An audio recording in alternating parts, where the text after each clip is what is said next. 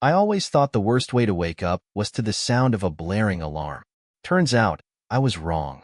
The worst way to wake up is to your wife humming in the bathroom at 6:45 a.m., like she's the lead in some feel-good musical while you're still drooling into your pillow. That's what did it for me. That was the moment. Not the months of distant behavior, not the weird glances between her and certain people at dinner parties, not the unexplained absences. No, it was the humming. Luna never hummed in the morning. She was not a morning person. She was the kind of person who needed a full 30 minutes of silence and coffee before she could communicate in anything other than groans and vague hand gestures.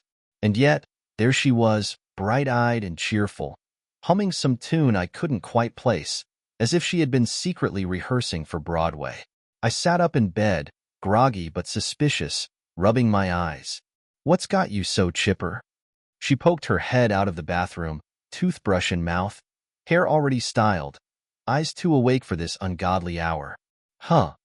You're humming," I said, blinking at her. She frowned slightly, like I just pointed out that she was glowing in the dark. "No, I'm not." I just stared at her. "You definitely were." She shrugged. "I dunno, maybe I'm in a good mood." A good mood. At 6:45 a.m. My wife, who once threw a spoon at me because I dared to chew too loudly before 8 a.m., was now in a good mood. My instincts, which had been tapping me on the shoulder for months, finally decided to slap me across the face. But fine. Maybe people change. Maybe, after a decade of marriage, she'd suddenly developed the ability to experience joy before noon. Maybe I should be happy for her. Maybe I should just go back to sleep. Yeah. No. Something was off. And when something is off, it's like an itch in my brain. I can't leave it alone.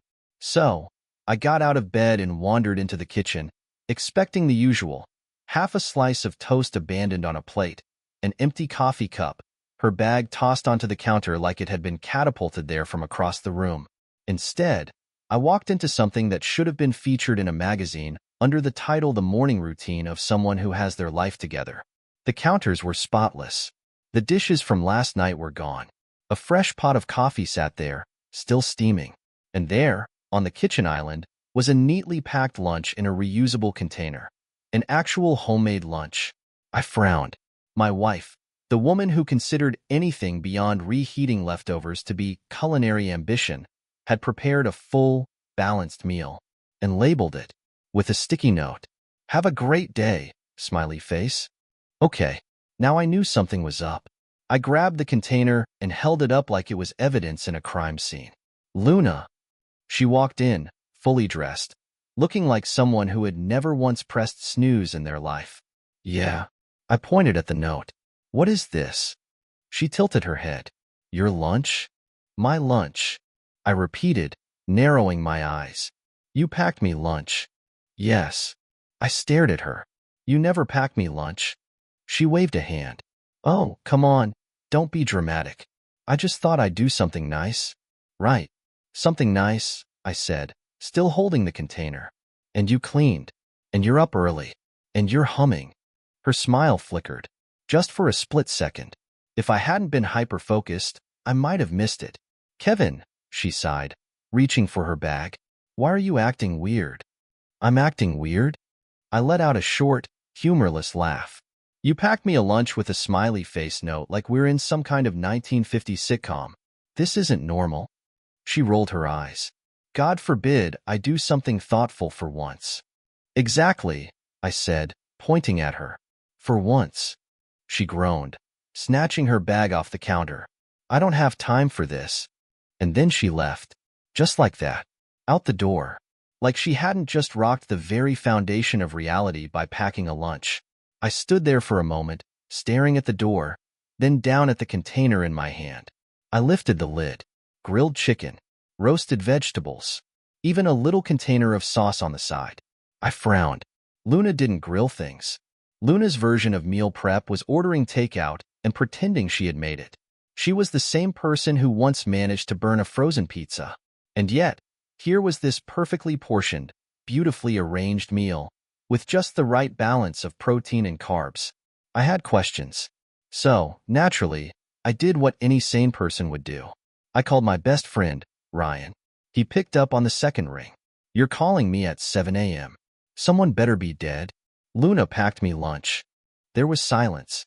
Then, okay, I might be dead because I must be hallucinating. I'm serious. Did she hit her head? I don't know, man. She was humming. Oh, he said, suddenly serious. Oh no. Yeah. We both sat in silence for a moment, letting the weight of the situation sink in. Ryan cleared his throat. So, what's your plan? Because if my wife suddenly packed me a balanced meal, I'd assume I was being poisoned. That was my first thought, I admitted. But she ate the same breakfast, so unless she's playing the long game, I don't think that's it.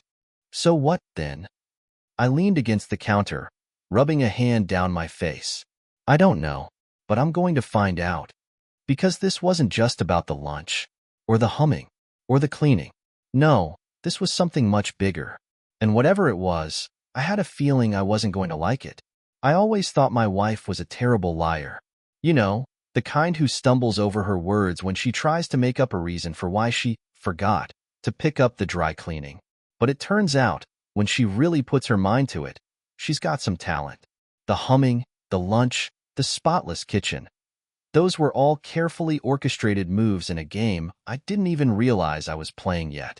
I didn't go to work that day. Technically, I work remotely, but I usually head to a shared office space because sitting in the same house where I sleep makes me feel like an unemployed college dropout. But not today. Today, I had a mystery to solve, and I wasn't about to let emails and Zoom calls get in my way. First, I did what any rational person would do. I checked the credit card statements. Because if my wife was suddenly turning into a person I didn't recognize, there had to be some financial evidence of it. And boy, was there. Now, let me clarify. Luna and I don't really keep tabs on each other's spending. She makes her money, I make mine. We pay bills together, and the rest? That's personal freedom. That's trust.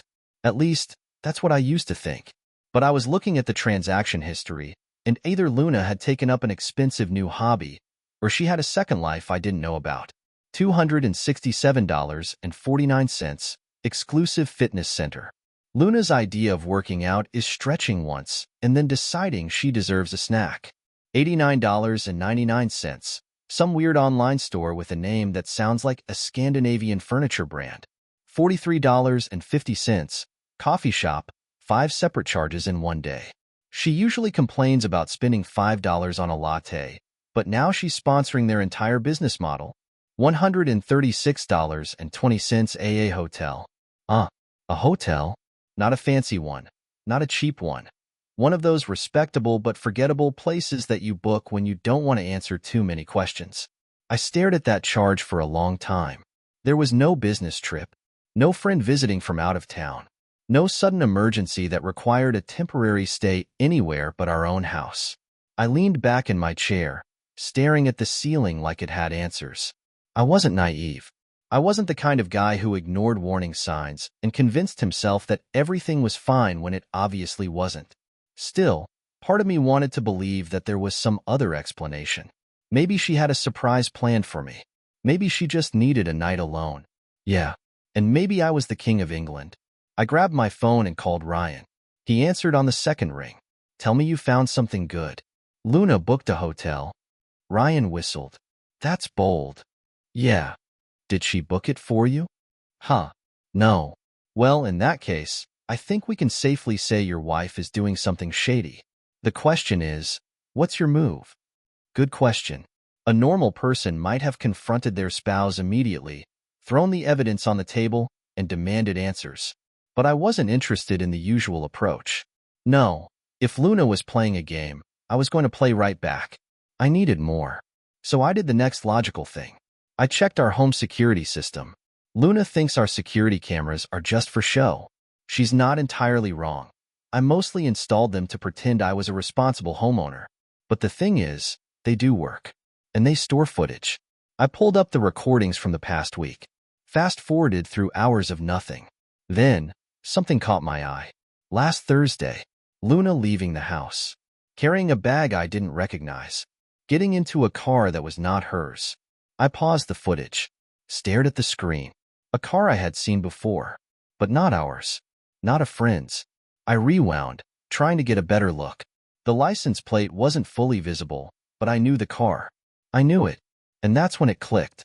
Luna wasn't just cheating. She was cheating with someone I knew. Now, I had options. I could have just waited for her to come home and had a dramatic confrontation. Or I could have called her and asked her what she was up to. But where's the fun in that? Instead, I grabbed my keys, walked out the door, and headed straight for the one person who might have the missing pieces to this puzzle. Because if I was right about who that car belonged to, then this whole thing was about to get a lot more interesting. There are moments in life when you realize that everything you believed was a lie. Like finding out that Santa wasn't real or that your favorite childhood cereal had enough sugar to take down a grown man. This was one of those moments. Except instead of Christmas magic or processed food betrayal, it was my marriage. I knew the car. I just needed to confirm who was driving it. And I had a pretty solid guess. 15 minutes later, I walked through the doors of Tony's Fine Cuts, the barbershop I had been going to for the last 6 years. The place was the definition of a guy's hangout. Faded leather chairs, framed pictures of sports legends on the walls, and a faint smell of aftershave mixed with whatever brand of coffee Tony decided to cheap out on that week. Tony himself was behind the counter, scrolling on his phone like a man with no actual job responsibilities. He looked up when I walked in, grinning. "Kevin, what's up, man? Need a trim?" "No," I said, trying to keep my voice casual. "Just need to talk to Jerry." Now, Jerry wasn't just any barber. He was my barber. The man who had been cutting my hair since the day I stepped into this place. The guy who knew exactly how I liked my fade, who remembered when I switched from gel to pomade, who once gave me unsolicited but surprisingly solid relationship advice. Also, apparently, the guy who had been driving around with my wife in his car. Tony gave me a look, then glanced over his shoulder. Yeah, about that." I followed his gaze. Jerry wasn't there. "He called in sick," Tony said, shifting on his feet. "Jerry? Sick? The guy who once cut hair with a full-blown flu because he didn't believe in weakness?" "Yeah, sure." Tony cleared his throat. "You want to reschedule with someone else, or? Where does he live?" I asked. Tony hesitated. "Kev, man, I don't think." "Tony." I gave him a look. The same look I gave Luna when she said she'd start going to the gym but never actually left the house in workout clothes. Tony exhaled loudly, like he was debating whether snitching was worth it. All right. He's got that apartment over on Parkview, 3rd floor." I nodded, already turning for the door. "Hey," Tony called after me. "I don't know what's going on, but just don't do anything stupid." I waved over my shoulder and walked out. Jerry's apartment building looked exactly like the kind of place a man who uses too much cologne and owns multiple leather jackets would live in. Generic brick walls, a broken intercom system, and a mailroom filled with pizza delivery menus no one bothered to take. I made my way up to the 3rd floor and knocked. Silence. I knocked again. Still nothing. Fine. Plan B. I took out my phone and sent a text. Me, "Hey man, need a haircut. You around?" I stood there, waiting. Then, just as I was about to give up, "Jerry, can't today. Feeling sick." "Yeah, sure, buddy." Me, "No worries. I'll just drop something off at your place real quick." No response. Then, movement behind the door. The sound of feet hesitating, a hand brushing against the doorknob. I stepped back, waiting. Finally, the lock clicked. The door opened just enough for Jerry's face to appear. He looked terrible. Not sick terrible. More like caught in the middle of something and immediately regretting all life choices terrible. "Kevin," he said, forcing a smile. "What's up, man?" "I don't know," I said, shoving my hands in my pockets. "You tell me." He laughed nervously. Look, now's not really a great." And then I heard it. A voice. From inside his apartment. A very familiar voice. "Who is it?" "Luna." There it was. The proof. The grand reveal. The moment in every bad soap opera where the dramatic music swells and the cheating spouse gasps in horror. Jerry looked like he wanted to melt into the floor. I just nodded, stepping back. "Right. Got it." "Kevin." "Nah," I said, shaking my head. "You're good." I turned and walked away. I wasn't mad. I wasn't even surprised. I was just done, because now I had everything I needed. And this was only the beginning. You know that moment when reality smacks you in the face so hard that you just stand there, staring at a wall, wondering if you accidentally walked into some poorly written reality show? That was me, standing in my living room, replaying the last few hours over and over again like a glitching computer. Luna and Jerry, the woman I married, the man who had been cutting my hair for 6 years, together, in his apartment. A lesser man might have screamed, might have punched a hole in the wall or drowned himself in cheap whiskey while dramatically staring out a rainy window. I got practical, because while Luna and Jerry were probably inside, scrambling to come up with the worst apology in history, I was already making a list in my head. A list of things I was about to destroy. First, I grabbed my laptop and got to work. Because while Jerry might have been an expert in pretending to care about my hair, I was an expert in something much better: logistics. Luna loved convenience. She loved automated payments, saved passwords, and digital subscriptions that required minimal effort on her part. And the thing about a marriage where one person actually pays attention, you learn things. Things like the fact that Luna never bothered to change passwords. It took me less than 15 minutes to cancel every single one of her streaming services. Enjoy your black screen, traitor. Lock her out of her own online shopping accounts. She would have to manually re-enter all her saved cards and addresses, which, knowing her, was going to feel like filing taxes. Unsubscribe her from all of her precious boutique newsletters.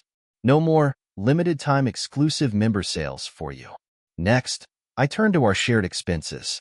See, Luna liked to think of herself as financially independent, but in reality, 90% of her life was connected to my accounts. The gym membership she never used? Gone. The car insurance I had been paying? Transferred to her name only. The phone plan? Adjusted. She was now on the cheapest, most basic data plan available. Enjoy the buffering, sweetheart. Then, the fun part.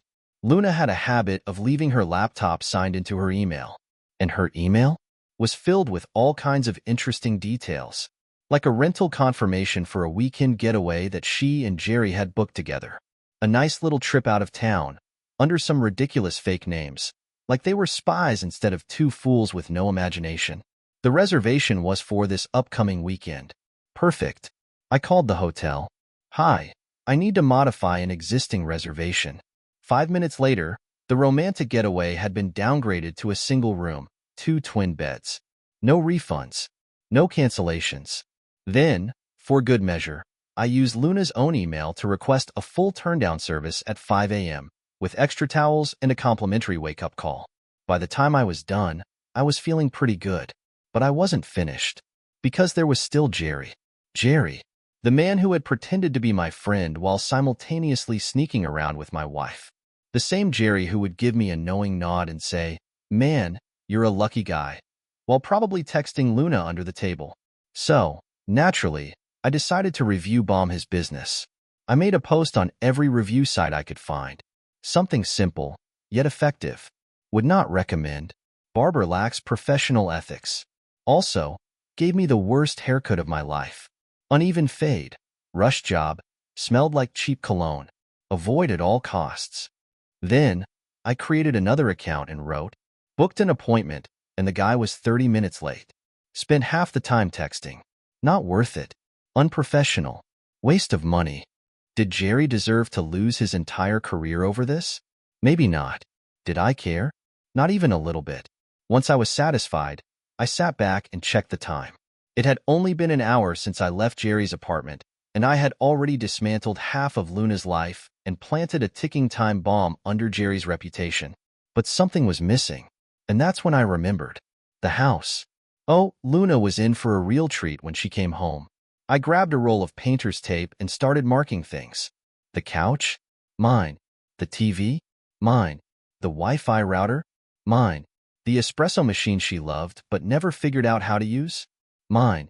By the time I was done, it looked like an estate sale gone wrong. And just to top it all off, I left her a little note on the fridge. Welcome home, Luna. Hope you had a great day. By the way, everything labeled mine is coming with me. Enjoy your new life. Oh, and I changed the Wi-Fi password. Good luck. Smiley face. Then, I grabbed my keys, locked the door behind me, and walked out. Because the best revenge is watching them realize you don't care anymore. I wasn't planning on being home when Luna got back. There was nothing left to say. I had done my part, flipped her world upside down, and all that was left was to sit back and let the consequences unfold. But then I realized, why miss out on the live show? So, instead of leaving, I made myself comfortable, kicked back on my couch, scrolled through my phone, and waited. At exactly 6:37 p.m., I heard the front door open. There was a pause, a long one. Then, her voice. What the hell is this? She found the tape labels. I stayed put, flipping through apps, pretending not to hear.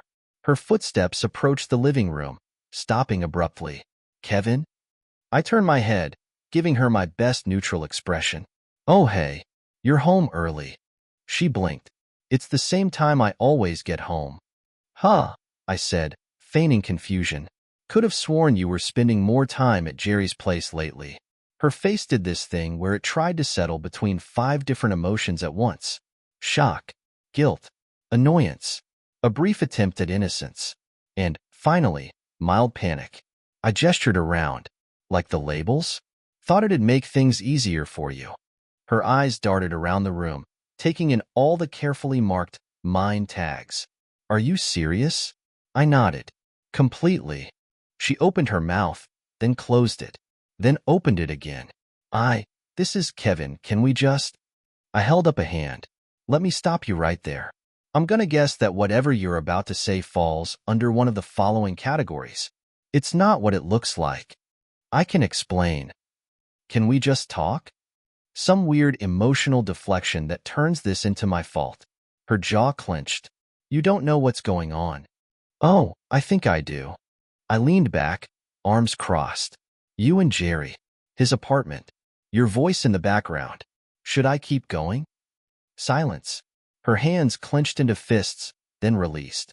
Fine, she said, like she was doing me a favor by admitting it. Yes, something happened, but that doesn't mean we can't work through this. I actually laughed. Luna, I've already worked through it. Took me about an hour. She exhaled sharply, shifting tactics. Look, I messed up, okay? But it didn't mean anything. It was a mistake. Oh yeah, huge mistake, I agreed. The hotel, the secret car rides, the gym membership you never use, but suddenly started visiting. Real unfortunate accident. Her expression faltered for a split second. How do you know about that? I just smiled. Her eyes narrowed. What did you do? Me? Oh, nothing much, I said, stretching my arms. Just, canceled some things. Like your Netflix, your shopping accounts, your premium gym membership. Oh, and the Wi-Fi's mine now. Her face turned red. You're acting like a child. Me? I pointed at her. I'm not the one sneaking around like a bad soap opera character. But sure, let's pretend I'm the problem here. She huffed, crossing her arms. Okay, so you messed with a few of my accounts. Real mature. Are we done? I grinned. Oh, Luna. Sweet, unobservant Luna. We are so not done. I pulled out my phone and casually scrolled. Let's see. The romantic weekend getaway you and Jerry had planned? Enjoy your downgraded room. Hope you like waking up at 5 a.m. to a complimentary hotel service knock. Her eyes widened. Your phone bill? You're now on the most basic plan. Have fun waiting 3 minutes for a single image to load. She stared at me, her mouth opening and closing like a broken chatbot. Oh, and Jerry's business? I chuckled. Yeah, I might have left some reviews. Some very detailed, very public reviews. Now she looked genuinely worried. Kevin, you didn't. Oh, I absolutely did. I locked my phone and stood up. So, to sum it up, Luna, your life is now mildly inconvenient, your favorite barber is probably losing clients, and best of all, you no longer exist in my life. She flinched, like she wasn't expecting that last part. Wait, what do you mean? I pointed at the taped-up items. See all this? That's mine. I'll be taking it and leaving. You can have whatever's left. She stared at me, and for the first time, I saw it. The reality sinking in. The realization that I wasn't begging. That I wasn't going to sit around and listen to her excuses. That I was already done. She shook her head, taking a step closer. Kevin, come on. We don't have to do this. I raised an eyebrow. We don't. We've been together for years, she said, her voice softer now. You really want to throw that away over a mistake? I stared at her. You threw it away. I'm just cleaning up the mess. She bit her lip, trying one last angle. Kevin, I still love you. I smiled. That's cute. Anyway, I'll be gone by tomorrow. Don't forget to change the Wi-Fi password. Oh wait, you can't. And with that, I grabbed my keys and walked past her, out the door, into my brand new life. A life that, as of this moment, was completely Luna-free. And I had never felt better. Leaving your cheating wife should be more dramatic. That's what movies tell you. There should be an emotional monologue, a slammed door, maybe some rain. But real life? Turns out, real life is just a lot of packing and really inconvenient logistics. After I walked out, I didn't go far. I sat in my car, scrolled through my phone, and waited. Because there was one last thing I wanted to see before I left this chapter of my life behind. Luna's reaction. I gave her about 20 minutes. That's how long I figured it would take her to storm around the house, check her phone, attempt to restore her accounts, and realize that yes, this was actually happening. At minute 23, my phone rang. Luna. I declined the call. A few seconds later, another call. Declined again. Then the text started. Luna. Kevin. Luna. Answer the phone. Luna. Can we just talk? Luna. You're being completely immature. Luna. Where are you? Luna. Kevin. Seriously? I let them pile up, each message making me grin a little more. Then, just for fun, I sent one response. Me. Sorry, this number is no longer available. Try your local barber. Blocked her right after. That was satisfying. Now, the real work began. First, I had to get out of the house before Luna got any ideas about coming home early to negotiate, cry, or try whatever manipulation she had planned. I wasn't interested in the why, the how could you do this, or the but I still love you speech. I just wanted to be done. Packing wasn't as hard as I thought. Since I had already marked everything that was mine, I just had to start moving it. Clothes? Easy. Electronics? Also easy. All the important documents, my passport, and anything of actual value, already packed. The best part was taking the Wi-Fi router. I unplugged it carefully, coiled up the cord, and set it neatly in my bag. A small, beautiful parting gift to myself. By the time I had my car loaded, I wasn't even angry anymore. Just relieved. Like I had been carrying something heavy for years and finally got to put it down. I took one last look at the place before locking the door behind me. This had been our home. And now? Now it was her problem. I had already rented a new apartment. I found it fast, partly because I wasn't picky, and partly because I had no interest in staying in the same area as my cheating wife and her discount barber lover. The new place wasn't fancy, but it was mine. No memories attached. No reminders of who I used to be. I dropped my bags, flopped onto the couch, which was also mine, and sighed. Then, my phone buzzed. Ryan. I answered on speaker. Tell me you're officially done. I smiled, stretching out. I'm officially done. Good. Now, explain to me how you managed to ruin an entire woman's life in one afternoon. Efficiency, I said, and a deep, passionate hatred for stupidity. Ryan laughed. Dude, she's losing it. She's been texting me trying to reach you. I grinned. Let me guess, first, she was apologetic. Then, she got angry. And now she's playing the victim? Bingo. Predictable. Ryan hesitated. You okay, though? I thought about it.